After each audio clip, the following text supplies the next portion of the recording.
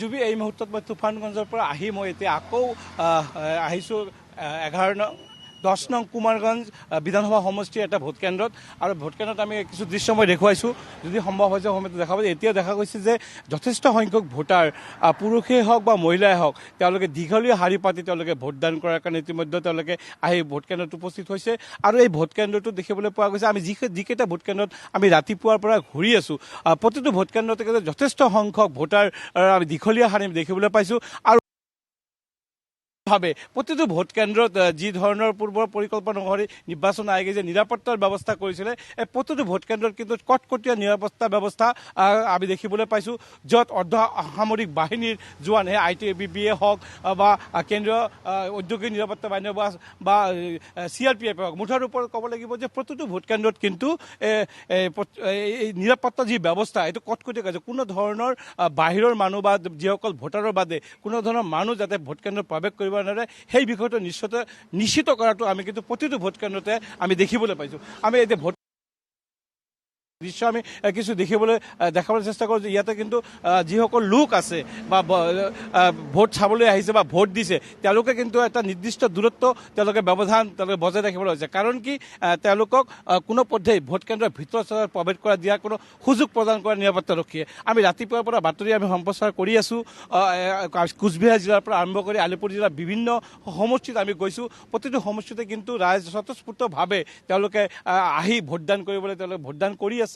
কোনো ধৰণৰ পূৰ্বত যি ধৰণৰ অভিযোগ উত্থাপন হৈছিল যে বা যি ধৰণৰ পৰিঘটনা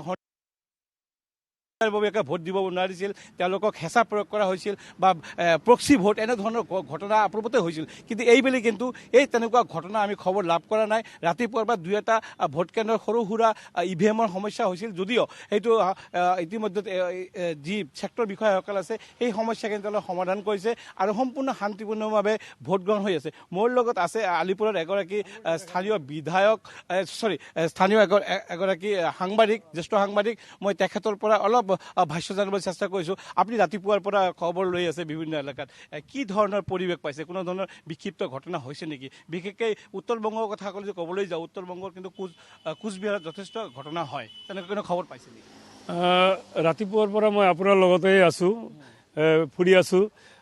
এতিয়া মই যিটো চালোঁ আপোনাৰ টাইমতে ভোট শুৰু হৈছে তো এতিয়াও কোনো ঘটনাৰ কিবা খবৰ অহা নাই তো এতিয়া শান্তিপূৰ্ণভাৱে ভোট চলি আছে আৰু কোনো ঠাইৰ পৰা এইটো EVM খাৰাপৰ কিবা খবৰ আহিছে বাদ বাকী সব এতিয়াও ঠিক আছে যেহেতু এই বছৰ পশ্চিমবংগৰ যিটো ভোট মূলত শাসকীয় দল TMC আৰু যদি কোৱা যায় বিৰোধী দল হিচাপে মূলত BJPৰ কথাটো কোৱা হৈছে কোনটো দলে কেনেধৰণে নিৰ্বাচন অৱতীৰ্ণ কাৰণ উত্তৰ-বংগৰ কিন্তু অধিকাংশ BJPৰ দখলত এবাৰ কি তেনেকৈ তৃণমূলত অহাৰ সম্ভাৱনা আছে নেকি সকলোতো প্ৰচেষ্টা কৰি আছে আপোনাৰ মাটিটো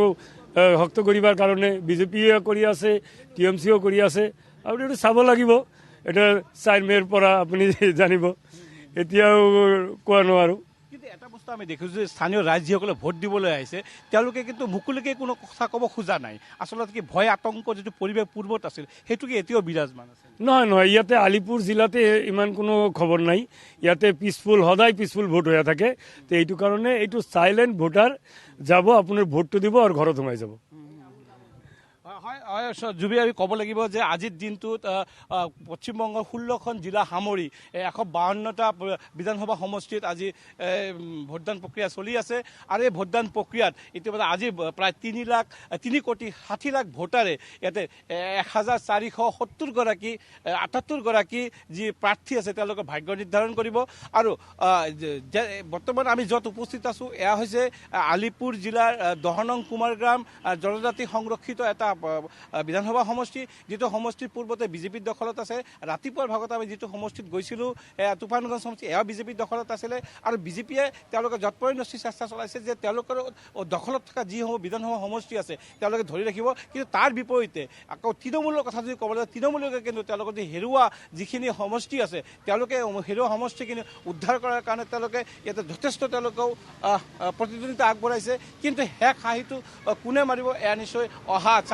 4 মে' তাৰিখে যি ফলাফল এই ফলাফলত প্ৰকাশ কৰি আহিব কিন্তু এটা কথা উল্লেখ কৰিব লাগিব যে পশ্চিমবংগৰ বিগত সময়ছোৱাত যি ধৰণৰ হিংসাত্মক ঘটনা বা বিক্ষিপ্ত ঘটনা প্ৰতিটো ভোটকেন্দ্ৰ সংঘটিত হৈছিল আজি কিন্তু ৰাতিপুৱাৰ পৰা এতিয়া প্ৰায় 9:30 বাজিবলৈ হ'ল কিন্তু এতিয়ালৈকে কিন্তু কোনো ধৰণৰ তেনেকুৱা বিক্ষিপ্ত ঘটনা বা হিংসাত্মক ঘটনাৰ খবৰ কিন্তু আমাৰ হাতত পোৱা নাই আমি লাহে লাহে এটাৰ পিছত এটা সমষ্টি বা জিলা আমি গৈ আছোঁ লাহে লাহে আমি এটাৰ পিছত এটা যি ঘটনা আচলতে পশ্চিমবংগ এই বিধানসভা নিৰ্বাচন হ'ব আমি প্ৰতিদিন টাইমত দৰ্শকসকলক জনাই যাম আৰু সম্পূৰ্ণ গ্ৰাউণ্ড জিৰ' ৰিপৰ্ট আমি প্ৰতিদিন টাইমত দৰ্শকসকলক জনাই যাম আপোনালোকে